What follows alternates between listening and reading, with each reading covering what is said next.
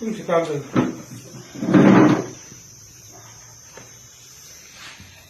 Video घेतोय तुमच्या गावातून सर आता कुठं सर तुम्ही? मी तलाठी साहेबांसंगी चर्चा करीत असताना काही प्रश्न विचारित होतो. त्या प्रश्नाचे उत्तर देण्याच्या नाही मी इथपर्यंतच बोलू शकतो. हे कुठपर्यंत शासनाचं म्हणजे काम काय? आता तलाठी साहेब स्वतः पुढची वाजताना अचानकच बाहेर निघून गेलेले आहे. ते निघून गेल्यामुळे हापीस वाऱ्यावर सुटले ना. हे हापीसकडे कोण बघायला? आता हे कागदपत्र जर शेतकऱ्यांच्या चोरीला गेले त्याचा जिम्मेदार कोण? हे कुणी भरपाई करायची? शासनाने एवढे हलगर्जीपणाचे माणसं ठेवणं चुकीचं आहे. तलाठी साहेबांनी विचार करायला पाहिजे या गोष्टीचा. तरी कमीत कमी लॉकर लावून जायचं ना त्यांनी. कमीत कमी असं उघड्यावर सोडलं. आता उघड्यावर निघून गेलेत. आता पुन्हा शेतकरी सकाळी 11 वाजल्यापासून बसलेले ऑफिसला. आता 2:30 वाजत आल्यात जवळजवळ. तरी यांचं काम करीत नाहीत. हे कुठेतरी थांबलं पाहिजे. शासनाने कुठेतरी बंधन घातले पाहिजे. नाही तर याची आम्हाला आता तहसीलदार मॅडमला आम्ही रितसर तक्रार करणार आहोत. आणि तहसीलदार मॅडमनी जर नाही तक्रार घेतली आम्ही कलेक्टरकडे करू. कलेक्टर नाही घेतले तर मंत्रालयात जाऊ आणि ह्याचा निर्णय लावू. लिमगावच्या बाई इथं कार्यालय बांधलेलं असून सुद्धा तिथं कार्यालय बंद आहे. का बंद आहे? हे भाडे तत्व इथं द्यायचे आणि तिथले शासनाने बांधलेले पैसे फुकट वायाला घालायचे आणि गावात कार्यालय असून सुद्धा तिथं चालू का नाहीये? हे चालू करण्यात यावं लवकरात लवकर अशी शासनाला मी मागणी करतो आणि तहसीलदार मॅडम साहेबांना मागणी करतो. लवकरात लवकर ह्याच्यावर निष्कर्ष करून ताबडतोब कारवाई करावी हे तलाठी साहेबांवर अशी मी सगळं ग्रामस्थाच्या वतीने निमगावच्या बाईतल्या सर्वांना विनंती करतो मॅडमला. नाही तर याच्यावर तीव्र आंदोलन केलं जाईल. उपोषणचा हा आता मार्गच राहिलेला नाही. हे उपोषणाने ऐकतच नाहीत.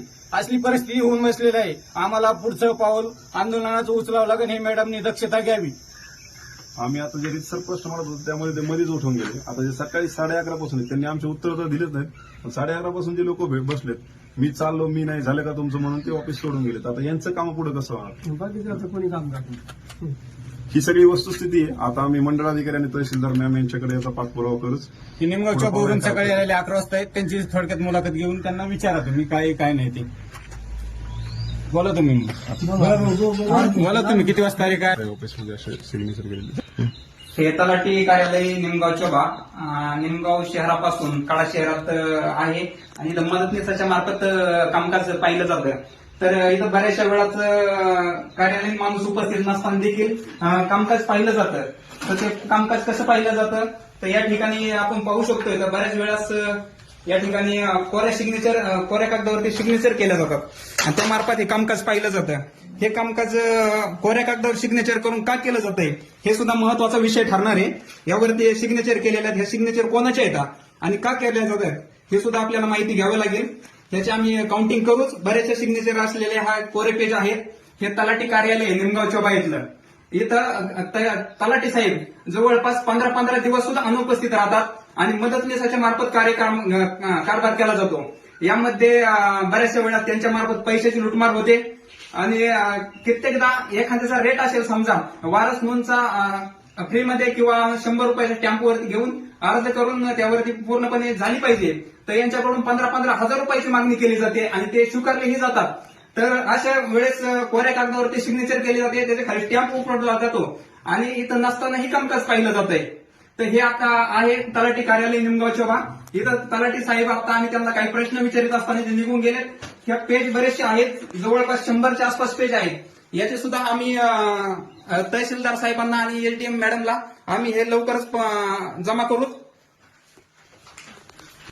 तलाठी साहेबांनी किती पेजवरती कोऱ्या सह्या करून त्यांना खोटे कागदपत्र नागरिकांना द्यायचे होते किंवा ह्याच्यातून भ्रष्टाचार करायचा होता हे आपण किती पेज आहेत ह्याची मोजणी करू. 1 2 3 4 5 6 7 49 50 51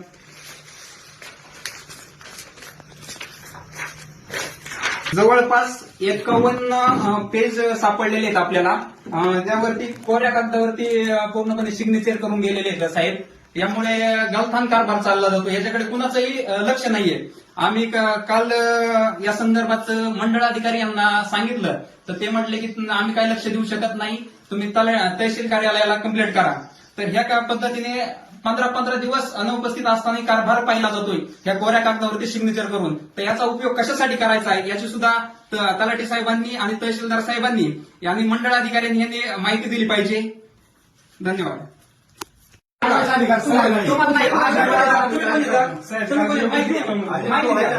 माहिती द्या. तुम्ही कोणी? ऐका ना. मी काय म्हणतो? तुम्ही कोणी? माहिती द्या. तुम्ही कोणी? माहिती द्या. तुम्ही कोणी? माहिती द्या. आमचा विषय नाही.